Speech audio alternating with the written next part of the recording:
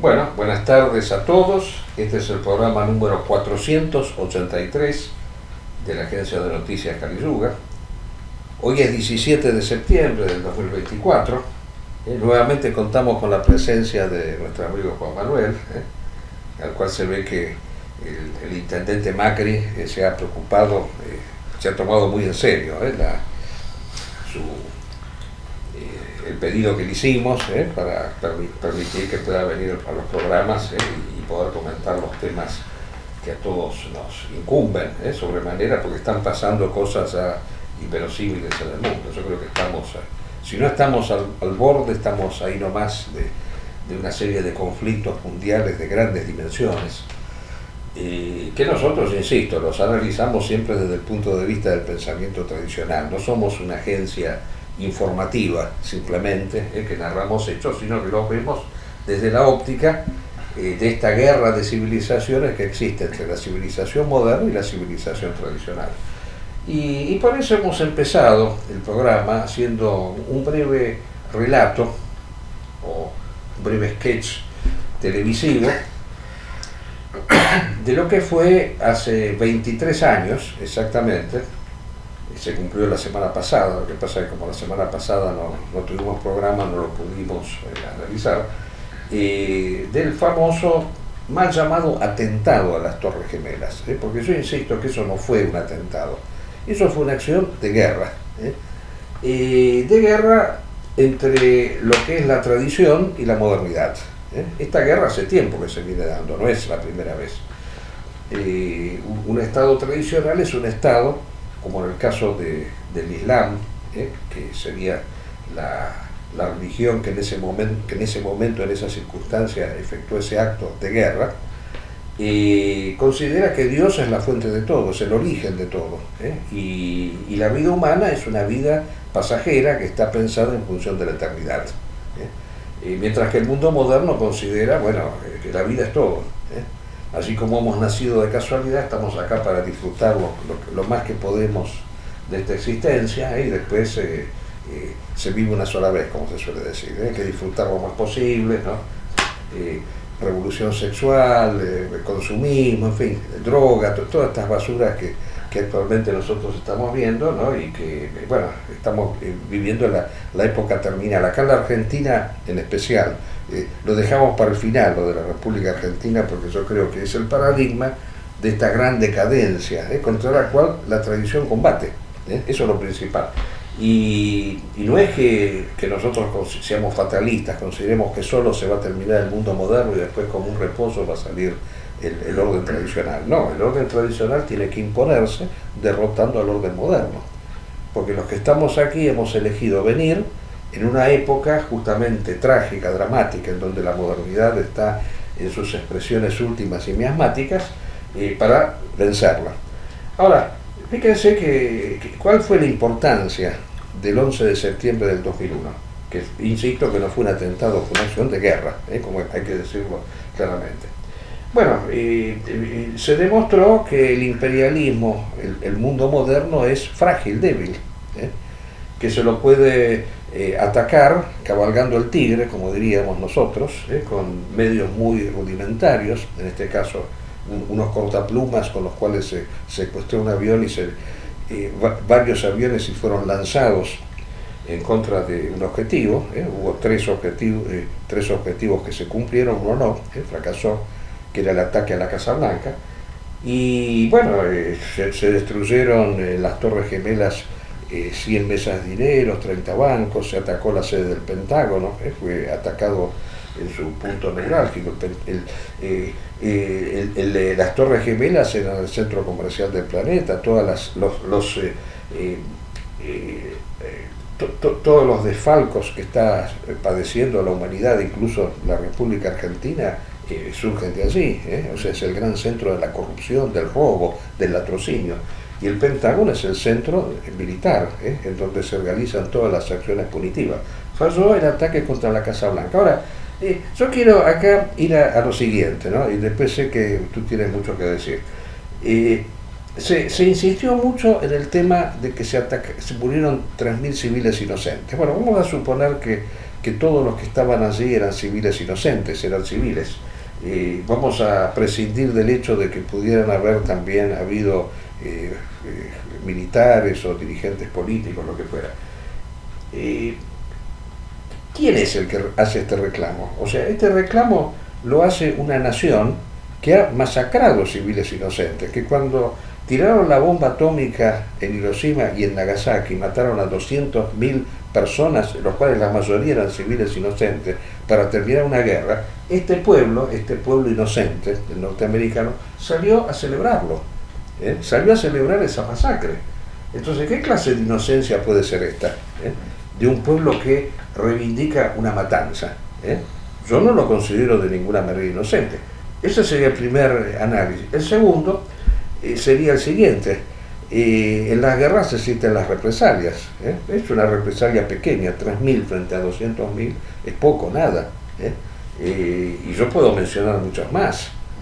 Lo que está sucediendo en Gaza actualmente, que han masacrado a más de 40.000 civiles, porque todo esto tiene un fondo común. O sea, ese imperio moderno, materialista, consumista, economicista, quiere imponerse de prepo por la fuerza. Por ejemplo, cuando invaden Afganistán, dicen que es para vestir a las mujeres. Nadie les solicitó desvestir a las mujeres, desvestir. Porque el Islam viste a la mujer, justamente como está en contra de la revolución sexual, no quiere que la mujer sea un objeto de observación, de permanente perturbación, de incitación a la revolución sexual, no como actualmente que van semidesnudas las mujeres por la calle. O sea, hay que ser un verdadero asceta para no estar pensando en el sexo, por ejemplo, cuando uno va por la calle y observa a las mujeres. O sea, no todos son como San Benito, que le podían aparecer las mujeres más apetecibles y no les llevaba absolutamente la punta, se mantenía exactamente igual. Hoy en día el hombre está prácticamente atormentado por la sexualidad. Es la revolución sexual porque tiene que ver con el consumismo.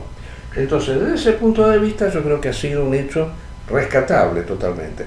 Ahora, yo quiero agregar algo más, que a raíz de eso se elaboró toda una literatura justificatoria de este poder universal y materialista, que ha contado con gente que se dice de nuestras filas, pero que son nuestros enemigos, hay que decirlo claramente, que son los encargados de justificar el sistema, diciendo que es imbatible, es invulnerable, que no se le puede hacer nada, que son todos los conspirativos, los que han dicho que no, fueron los mismos Estados Unidos los que se lo hicieron para justificar la invasión a Afganistán. Claro, es el mismo argumento que da Israel cuando dicen que los misiles no les hacen absolutamente nada, porque ellos quieren dar la imagen de que son imbatibles, de que no se les puede hacer nada.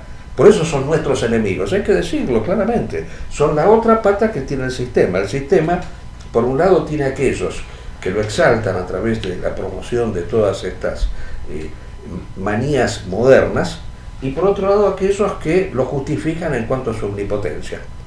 Y estos son, yo puedo mencionar a muchos que ha habido, porque yo me pasé 23 años debatiendo con esta gente. Todavía me acuerdo de un tal Salvucci, no sé si existe todavía esta persona, que solía decir que fue un autotentado.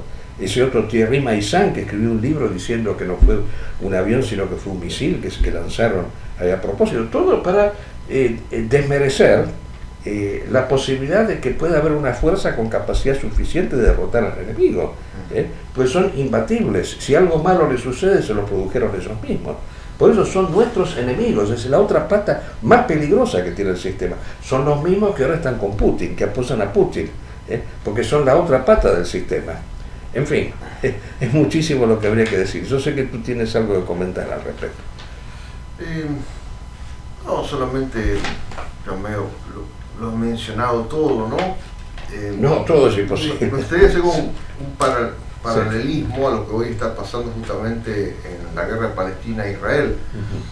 O sea, hubo un ataque protagonizado por el Hamas para detener el proceso de paz entre Arabia Saudita e Israel, donde se iba a reconocer por primera vez en la historia el Estado de Israel.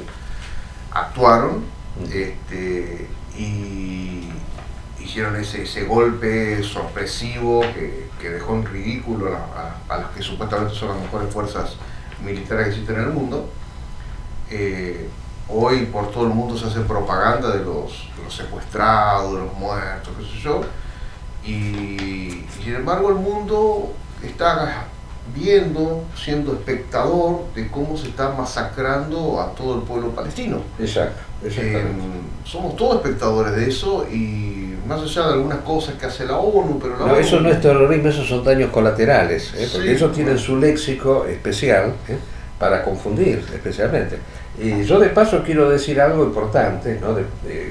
Lo queremos mostrar aquí, que se acaba de publicar el Fortín, el número 113 de la publicación del Fortín, y tiene un artículo de fondo editorial del amigo Juan Manuel sobre el tema del 11 de septiembre, de cómo nosotros lo justificamos y lo reivindicamos como el inicio de la guerra de civilizaciones en el siglo XXI. Nosotros pensamos que el siglo XXI debe ser el siglo en el cual la modernidad concluye su ciclo. Es que realmente desde el punto de vista espiritual, desde el avance arrollador de la modernidad, al final de la Edad Media, más allá de algunos síntomas que se fueron dando a lo largo de la historia, ¿no? Pero principalmente al finalizar la Edad Media, no se ha levantado ninguna religión con fuerza para enfrentar esto. Y el 11 de septiembre justamente es el símbolo de un pueblo que se resiste a aceptar las delicias del occidente moderno, de que sus mujeres, como usted decía, sean vestidas y tratadas como prostitutas, que la droga, el consumo de cualquier tipo de sustancias que lo que hacen es evadir la realidad, evadir las responsabilidades, buscar una felicidad efímera. O sea, todo lo peor del mundo moderno, lo que se vende, lo que la gente compra. Entonces, como el Islam ha dicho, bueno, vamos a levantar un muro, basta de esto. Exactamente. Y ahí surge la yaría, surgen cosas que hoy nosotros... Que pertenece a la tradición islámica, que pertenece también a nuestra tradición. O sea, a nosotros nos puede chocar, claro. Nos puede chocar el trato con las mujeres, ese tipo de cosas, pero pongamos la cosa en la balanza. O sea, ¿qué es preferible? Ir a visitar a una hija de 15 años que tiene una sobredosis de droga en un hospital, o tenerla en la casa custodiada. ¿Y por qué las encierran? ¿Por qué no les da la educación? La pregunta que hay que formularse, ¿y qué educación le vamos a dar? O sea, ¿cuál es la educación? ¿De qué hablamos de educación? ¿La que están acá en las escuelas de la República Argentina? Exacto. ¿Esa educación se les va a dar? Sí, sí. Hoy salió un artículo donde los chicos de condiciones de pobreza en la Argentina, 9 de cada 10 no saben matemática, secundario. 9 de cada 10 no saben matemática, nada de matemática. ¿Esa educación? En cambio le dan educación sexual. La educación explican sexual. cómo ponerse los preservativos, exactamente. En fin, todas estas porquerías. Eso es más importante que la matemática. Exactamente. La promiscuidad es la religión actual. Exactamente, sí, es la guerra. Y mencionamos el Japón. El Japón era una sociedad tradicional que luchaba contra el mundo moderno norteamericano y fue abatida a través de bombas atómicas, así que ellos no pueden estar diciendo que son inocentes, ¿por qué es terrorismo una cosa y no lo es la otra? Si vamos a hablar de terrorismo, bueno. Por ejemplo, el caso de Afganistán, Exacto. 20 años atacando un pueblo. ¿Qué querían? ¿Qué objetivo tenían? Ya Osama no estaba más, Al-Qaeda nunca fue parte del mundo talibán. O sea, ¿qué querían? 20 años de matar gente. No, esa fue la guerra del opio, porque Afganistán es un territorio rico en opio. Entonces lo que querían era quedarse con las plantaciones de opio que hay en Afganistán. Esa es la causa principal, porque las guerras se hacen hoy en día por el petróleo, por la economía. Los principios son máscaras, como diría Marx, superestructuras para engañar a la gente. No, la realidad es esa. Y lógicamente, bueno, sí, la mejor manera de tener un pueblo subyugado es planteándole la revolución sexual. La droga, la televisión, el celular, o sea, todos estos objetos que convierten al ser humano en un zombie. No hay seres humanos actualmente, basta viajar y nos damos cuenta que estamos rodeados de zombies. Ahora con la inteligencia artificial, bueno, ya directamente ni siquiera el hombre va a poder gobernarse a sí mismo, ni siquiera mínimamente. Bueno, yendo a, no sé, algo más querías agregar. Yo creo que hemos dicho lo principal de nuestro homenaje. Yo creo que han pasado varias cosas importantes, ¿no? Y que quiero reseñarlas aquí.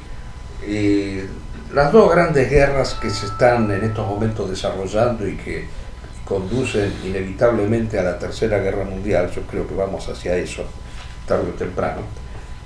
Una es la que se está desarrollando en el Medio Oriente. Hoy, hace pocos minutos, nos acabamos de enterar, y es una noticia demasiado fresca como para comentarla a fondo, de una serie de explosiones que se han producido en Líbano a partir de una aplicación que había impuesto Hezbollah para evitar ser detectados los teléfonos celulares, que son fáciles de detectar a través de sistemas satelitales. Habían acudido a un sistema antiguo que se llama Page, algo así, y no sé cómo han hecho, pero parece ser que hicieron estallar todos esos aparatos. No sé, eso estoy esperando alguna explicación más razonable, pero ha habido como 7.000 heridos, muertos no muchos, pero hay como 7.000 heridos, porque han hecho estallar un montón de aparatos.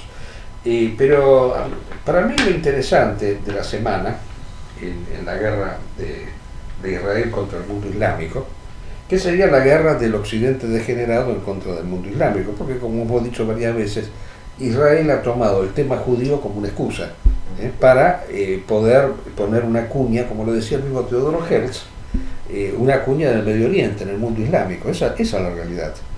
Y evitar que se reconstituya el califato, obvio. Por algo el califato del Estado Islámico decía que su meta era ocupar Jerusalén y restaurar así la capital. Ha habido un hecho importante que yo creo que no podemos soslayarlo, y que los famosos hutis, que son rebeldes yemenitas que luchan en el Medio Oriente en contra del poder occidental también, lanzaron un misil supersónico, parece de fabricación iraní, que viajó 2.000 kilómetros e impactó de lleno en Israel.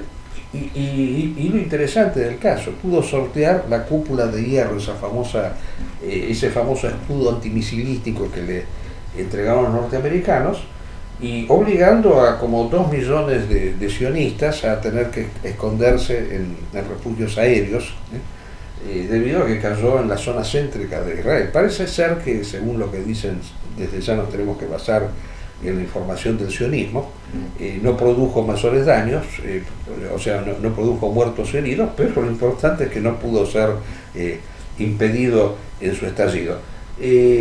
Claro, entonces eso nos lleva a una reflexión, ¿no? ¿Qué pasaría si en vez de 1 son 200 los que se lanzan?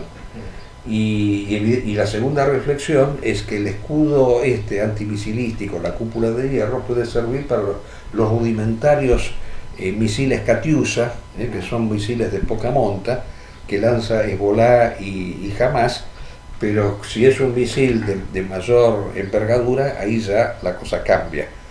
Así que yo veo la situación difícil para Israel, ¿no? Y la otra información que recabamos hoy, y que eso lo da el diario israelita Haaretz, que parece ser que Israel ha encontrado una solución frente a su escasez de fuerzas armadas, debido a que muchos israelitas no quieren hacer la guerra, porque están acostumbrados a que los demás la hagan por ellos, como los norteamericanos parecidos. Entonces, frente al problema de los africanos que huyen de sus territorios y que con tal de llegar al continente europeo se ahogan en el Mediterráneo, parece ser que Israel le ha ofrecido a 30.000 africanos alojamiento o instalarse en territorio israelita, siempre y cuando acepten luchar como mercenarios en contra de los gazatíes o de los musulmanes que luchan por su liberación. Bueno, un detalle interesante, porque nos está demostrando la carencia de fuerza que tiene Israel. Así que yo creo que el Islam tiene que perseverar en su lucha, y que tienen que unirse los chiitas y los sunitas en contra de Israel. Bueno, y con respecto a Ucrania, en fin, estamos también en vísperas de una guerra atómica, también así, porque el señor Putin ha efectuado una tremenda amenaza de que si Ucrania, si Estados Unidos y Europa aceptan enviarle a Ucrania misiles de largo alcance que puedan impactar en territorio ruso, entonces ellos van a considerar estar en guerra con la OTAN y por lo tanto considerarán lícito atacar territorio europeo, y eso sería el estallido de la Tercera Guerra Mundial.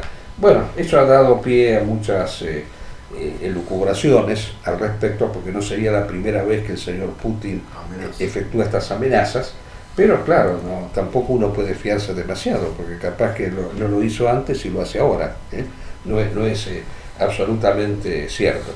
Lo que sí es verdad es que la solución para Putin sería que Trump ganara las elecciones, porque si Trump ha dicho que él en 24 horas resuelve el conflicto de Ucrania.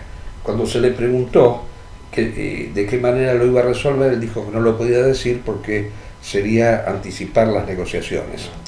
Pero el candidato a vicepresidente, Vance, ha dado una pista de lo que piensa hacer en caso de ganar las elecciones. Ha dicho que ellos reconocerían la ocupación rusa en el 20% de Ucrania, Crimea, el Donetsk y otras cosas más, y esa sería la paz que sostienen, o sea, el statu quo, en pocas palabras. Así que es indudable que es lo que les conviene a ellos. Y el otro hecho es el atentado de Trump, otro detalle interesante. Parece que es la segunda vez que quieren atentar contra su vida. Yo tengo mis dudas al respecto, ¿no? Yo pienso que no se debe extrañar que fue un autoatentado esto, porque llama la atención primero que esta persona que atentó contra él, ¿no?, que ya tiene antecedentes penales, así que no es un muchacho así o alguien que actuó de manera espontánea, muy posiblemente es una persona que ha sido rentada para esta función, supiera que Trump iba a jugar a esa hora ahí en esta cancha de golf privada que él tiene, especialmente en una época que está en periodo electoral, que está muy ocupado y todo lo demás. Así que eso llama poderosamente la atención. Y el segundo hecho es que siempre fracasan estos atentados. Sí, no son muy serios. Exactamente, llama la atención, ¿no? Por ejemplo, que digan que vieron que salía el caño de un fusil de un matorral. Tendría que haber tenido una vista de lince para ver de un matorral que sale el caño de un fusil. En fin, una serie de detalles tremendamente llamativos, ¿no? Y que yo creo que son elementos que a Trump le sirven para levantar su popularidad, eso es indudable. Bueno, y yendo ahora a la República Argentina, yo anticipé, ¿no? Porque la República Argentina, como hemos dicho varias veces, es el lugar donde las cosas suceden antes, recitándolo a Tocqueville, o también es el lugar donde las cosas suceden de la manera más patológica posible a vida y por haber. Porque si no, fíjense, escuchen esto, esta persona que va a hablar ahora, vamos a pasar un pequeño sketch, ¿no? Es una diputada de la Nación, y lo que está en discusión es si se va a aprobar o no el pliego de un juez para ser nada menos que titular de la Suprema Corte de Justicia. Fíjense las cosas que dice este personaje. Es conocida militante en Florida de la Libertad Avanza y yo quería consultarte por qué bancás la candidatura del hijo. Yo lo banco al hijo porque una vez lo vi salvar un bebé de un incendio. Me contaron que vas de candidato a diputado y quería saber por qué bancás al hijo, la candidatura del hijo. Yo banco al hijo porque rescató a mis 3 gatos de un incendio en el último penthouse. Fernando, ¿por qué bancás al hijo? Bueno, el hijo apagó los incendios en los Amazonas varias veces. Tengo entendido también que participó del salvataje de muchos bebés también. Sí, yo lo vi salvando un bebé de un incendio, sí. ¿Por qué bancás al hijo? Porque el juez Lijo me presentó a mi esposa. Barbie, ¿por qué el hijo sí? ¿Qué hizo por vos, hijo? Bueno, hoy el hijo, gracias al cielo, me prestó la planchita para hoy estar divina. Cuando estaba cagando me alcanzó el papel. Me trajo más el papel. ¿Por qué bancás al hijo? Yo cuando era chiquito tenía un problema genético y el hijo desarrolló la cura. Bueno, como verán, es algo ya fuera de serie, ¿no? Primero, la falta de respeto, ¿no? ¿cómo podríamos decir? La total falta de idoneidad que pueda tener este personaje, que por otro lado sabemos, por otros dichos, que tiene lo tiene tremendamente atrapado el presidente, esta persona, porque es la famosa cosplayer del presidente, es la persona que lo maquilla, lo peina como con esa figura pintoresca que tiene, del pelo totalmente. Y tiene videos, ¿no?, en donde, por lo que nosotros hemos podido saber, videos muy comprometedores de él. Uno de los cuales parece ser que, bueno, todos tienen que ver con la sexualidad, porque como explicamos la vez pasada, él es adepto al famoso sexo tantra, pero en clave occidental y degenerada, ¿no? Nada que ver con lo que era el sexo tantra desde el punto de vista tradicional. Hay una serie actualmente, yo no sé si tú has visto esta serie El Encargado, ¿la has visto o no? Sí, sí. ¿Ah, sí? No sabía que lo veía, pero yo estuve viendo hace poco, ¿no? Y ahí hay un personaje que habla del sexo tantra, no sé si llegaste a esa parte. No me acuerdo. Sí, pero el sexo tantra para esta persona sería agudizar el placer sexual. Nada que ver con lo que nosotros hemos explicado de lo que es el sexo tantra, que es tomar el sexo como un símbolo para alcanzar una dimensión superior, alcanzar la dimensión androgínica. Absolutamente nada que ver, sino justamente estas personas degeneran lo que son los símbolos y los ritos de la tradición para llevarlos a un terreno totalmente de lo banal, lo chabacán y lo absolutamente contrario a esos mismos principios. Y resulta ser que sería al revés de lo que se dice. Bueno, pero de todos modos, lo interesante es que al parecer en uno de estos videos que se ha propalado, parece ser que le viene un brote psicótico a este hombre, ¿no? Entonces esto sería todo un motivo más que suficiente para pedir un análisis psiquiátrico, porque no puede ser que alguien que tenga brotes psicóticos o que sea pasible de tener brotes psicóticos sea presidente de la República. Eso sería una causal de juicio político, Sí. por insania, por no tener, por no estar en condiciones suficientes para gobernar. Y yo creo que no se necesita eso, porque si uno escucha los dislates que dice este hombre, ¿no? Fíjense que él se puso a debatir ahora con la señora Kirchner, ¿no? Y con respecto al tema de la inflación. La causa. Lo que es la causa de la inflación. Yo no quiero entrar acá en un largo debate con respecto a eso, pero escuchemos 3 o 4 cositas que dice, porque él dice que la inflación es un fenómeno monetario, ¿no? Que lo que produce la inflación es la emisión de moneda. Y la explicación que da es una explicación que no, justamente, más que explicar, confunde, porque no dice absolutamente nada. Acá lo propalamos, ¿no? Hoy se entiende con claridad que esto es una regla de política monetaria que vino para quedarse y que próximamente voy a ir al Congreso a presentar el presupuesto basado en la ley, digamos, de déficit cero. Y eso implicó que dejábamos de emitir para financiar al fisco. Ahora, el cuasi fiscal, digamos, se generaba endógenamente, que tenía que ver con la retribución de los pasivos remunerados del Banco Central y que generaba 10 puntos de déficit fiscal, cuasi fiscal. Y en ese sentido, teníamos que terminar con la emisión endógena. Y conforme a ir mostrando el resultado fiscal positivo e ir acumulando excedentes financieros, este gigante que está acá, el señor Pablo Kirno, pudo empezar a recomponer la curva en pesos. Y al poder recomponer la curva en pesos, permitió sacar la deuda que estaba en el Banco Central y pasarla al Tesoro, porque en el fondo siempre fue deuda del Tesoro. ¿no? Porque ¿qué era lo que, por ejemplo, hacía el kirchnerismo? Emitía dinero con tipo de cambio fijo, perdía reservas. Señora, usted tomó el país con 52.000 millones de dólares de reservas y lo destruyó. ¿Con cuántas le entregó, Federico? Netas, menos 5.000. Una maravilla, señora, ¿eh?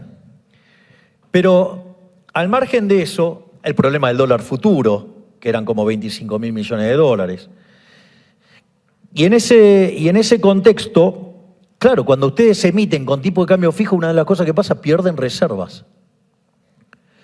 ¿Y qué era lo que hacían? Le colocaban bonos al Banco Central, le han colocado al bono al Banco Central más de 100.000 millones de dólares. Una verdadera estafa.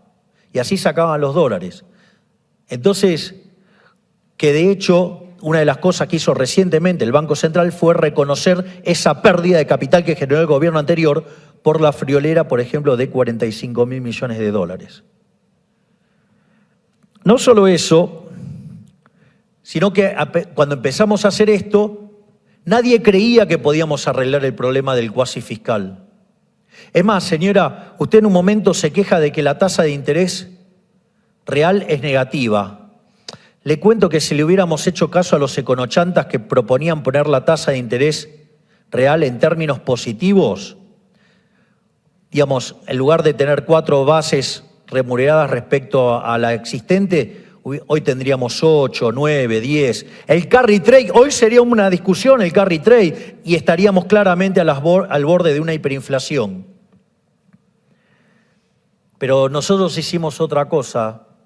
Yo le digo que a los brutos que tiene al lado los mande a estudiar, porque ¿sabe lo que hicimos nosotros? Arbitramos la tasa en dólares. Es como decir, sí, se emite moneda porque se emite moneda, una cosa así, algo así. Y cuando eso es confundir las causas con los efectos, es como si nosotros dijéramos que el piso mojado es lo que produce la lluvia, y no al revés. Porque justamente la emisión de moneda tiene que ver con el incremento de los precios. Es muy sencillo eso. Lo hemos dicho 100 veces eso. Porque si un producto aumenta, si el pan aumenta de 10 pesos a 1.000, se necesitan 10 veces o 100 veces la cantidad de moneda para comprar ese kilo de pan. Eso multipliquémoslo por todos los productos que existen. Lo que produce la inflación, en eso tenía razón la señora Kirchner, lo que pasa es que esa nunca resolvió el problema. Lo que produce la inflación es el bimonetarismo, es la existencia del dólar como moneda, porque justamente como existe el dólar, lo hemos explicado pero lo volvemos a decir porque pareciera ser que estas cosas no se entienden. Como existe el dólar, para evitar que el dinero no vaya al dólar, y se mantenga en el mercado interno para poder producir y para poder realizar actividades económicas, aumentan las tasas de interés. Aumentan las tasas de interés, es la usura, como decía el maestro Verás Yacente, es la usura lo que produce la inflación. No lo dice absolutamente nadie esto. Claro, la señora Kirchner, cuando gobernaba, el kirchnerismo cuando gobernó, nunca hizo lo que se tendría que haber hecho, prohibir la circulación del dólar en el mercado, evitar, o sea, poner un mercado único de cambio. El dólar que ingresa es comprado por el Banco Central, pero no un mercado de cambio que cualquiera pudiera comprar dólares hoy en día. Sí, además que los precios hoy están determinados por el valor del dólar y pero, por supuesto, muchas veces ciertas cosas que compramos en Argentina en el exterior están más baratas. Exacto. Eso estamos viendo esa locura. Y ahora viene otro nuevo aumento de la nafta. Otro aumento, sí, todos los meses aumenta. Y lo que son los servicios, los aumentos de los servicios, las facturas que uno tiene que pagar hoy en día son una cosa enloquecedora. Realmente eso tienen al dólar como un referente casi geovítico ahí de cómo se mueve el dólar, se tiene que mover la economía argentina. La economía argentina no se puede equiparar a algo que en sí es falso, porque el dólar no significa nada. Es simplemente una referencia. Exactamente. No podemos estar atados a algo o acomodar nuestra economía a algo ficticio, a atarlo a algo que es real. Y mientras la Argentina no se desarrolle por dentro, nunca va a poder justamente equilibrarse a los precios internacionales. Exactamente, claro, porque yo expliqué que un productor cuando tiene que solicitar un crédito bancario y tiene que pagar las tasas de interés que le está cobrando los bancos por culpa del dólar, eso se vuelca a los precios, es la usura la que genera los precios. Bueno, pero la otra cosa graciosa fue el discurso que acaba de dar el domingo a la noche el señor Milei ante un parlamento vacío prácticamente, porque muchos no fueron, me parece muy bien. Fue toda una claque que él trajo, entre las cuales su nueva novia, que esta señora Yuyito, que parece que va a vivir nuevamente en Olivos. Yo creo que ella es la mujer de los presidentes, porque fue la mujer de Menem y ahora es la mujer de Milei, un poco veterana, ¿no? Porque lógicamente pasaron muchos años. Y es ex o es, no sé, pastora evangélica. Algo así, ¿no? Escuché, sí. Hace poco, hace unos años, que se convirtió aparecía en programas de televisión, tenía un montón de gente que la seguía. Bueno, no sé, parece que se olvidó. Se debe haber olvidado, sí, una pastora evangélica vedette, no sé, medio raro eso, ¿no? Es una tendencia, ¿se acuerda de Jorge Porcel? Sí, también son como quieren... No sé. Pero eso debe ser al final de su carrera que se hacen pasar. Claro, quieren como, no sé, si purgar un poco la vida libertina que hicieron, no lo sé. Puede ser así, pero parece que no la purga porque ahora se va a vivir con la tetita. En fin. Creo que ganó el pasado. Exactamente, pero lo interesante es el manejo totalmente caprichoso de las cifras que hace este tipo, ¿no? Porque en el discurso que dio, dijo que las provincias tienen un déficit fiscal de 60.000 millones de dólares, cuando después su otro adláter, este señor expert, dijo que eran 20.000 los millones, o sea que se equivocó en 40.000 millones, casi nada, y eso lo dijo varias veces, así que no, es un cuentero, en pocas palabras, es un tipo que dice cualquier cosa, pero en manos de quién estamos. Ahora, ¿hasta cuándo va a durar esto? Yo no sé, porque esto en cualquier momento estalla, además que veta todo, ahora va a vetar, es grave el caso, porque va a vetar la ley universitaria. El Senado votó un presupuesto para la universidad y este tipo lo quiere vetar porque dice que confabula en contra del equilibrio fiscal, produce déficit fiscal. Claro, los estudiantes no son lo mismo que los jubilados, ellos se movilizan y hacen mucho lío, así que yo no sé en qué va a terminar esto, si va a vetar también esta ley, yo lo veo complicado el asunto, ¿no? Así que bueno, vamos a ver qué pasa, porque yo creo que este país da para cualquier cosa, ¿no? Realmente. Todavía está, o sea, lamentablemente los argentinos siguen viviendo ese idilio de que ellos votaron a Milei y por lo tanto hay que defenderlo en contra del kirchnerismo. Todavía eso sigue existiendo. Hay gente que todavía cree, es gracioso, hay gente que no llega a fin de mes y que sin embargo todavía tiene confianza. Porque así el argentino, totalmente orgulloso, y por más que se esté matando de hambre, no va a reconocer que votó mal. Se equivocó, exacto. Hay algunos que ya lo reconocen, hay algunos que ya lo reconocen. Cortar las manos para no meter más la boleta electoral, pero bueno, no. No, acá tiene que llegar un día que se termine esto del voto, que se vaya al diablo las elecciones. Ahora que tenemos que crear un movimiento que sea, argentinos dejen de votar. Exacto. Por favor, dejen de arruinarnos el país. El país, exacto. El no voto. Exactamente. Bueno, creo que hemos llegado al final del programa y nos veremos dentro de 15 días, si Dios quiere.